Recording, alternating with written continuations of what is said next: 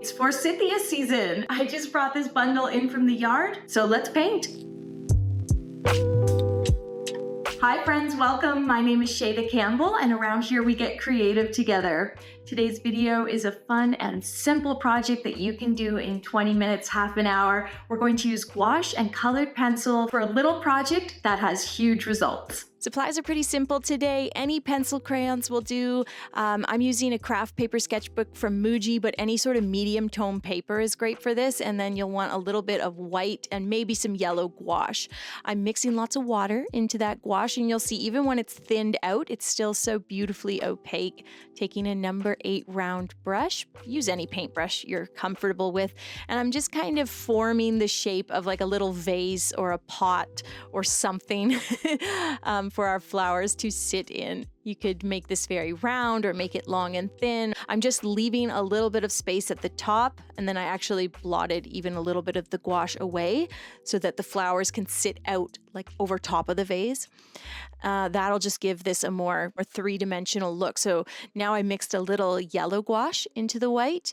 It's not quite the right color for forsythia, but don't worry about that because we're going to add so much colored pencil on top. And I'm just making these messy yellow brush marks, big cluster right above the vase, and then let them get kind of thin and smaller as you go out and up. All right, I'm rinsing my brush. I'm gonna let that dry completely, probably takes 10 minutes, and then this is when it gets so fun. Let's start adding detail using those colored pencils. I begin with a light gray, focusing on the left side of the vase to add some shadow. Then with a darker gray, let's do a curved line right across the base. And then I took a beautiful teal blue, dark teal, and I'm doing some rounded lines, kind of following the rounded bottom of the vase to make this whole container or vessel look like it is a little bit three-dimensional. And then for the design on it, you could do anything. You know, you could just do little leaf shapes or dots or lines. I'm doing this oval in the center and then sort of a floral motif. And I'm just hinting at it like a scribbly flower with some scribbled leaves, grabbing a light blue to add to that shading. So I added some shadow, scribble shadow below the forsythia flowers, and again, focusing on the left side of the vase. Then we're going to take that bright lemon yellow, dark lemon yellow, the color of the forsythia flower, and we're going to go over all of those brush marks that we made with the light yellow gouache.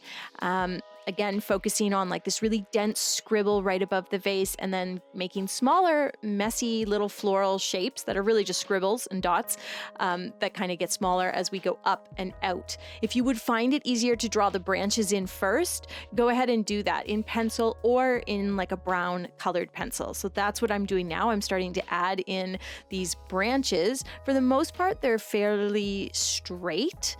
But some of them can have a little bend to them. Some are long, some are short, and then some kind of come forward, which is why we left a little bit of the vase unpainted so that we could have the forsythia like sticking right out toward the bottom of the page, toward the viewer. You can add more branches in if you think your kind of bouquet needs more.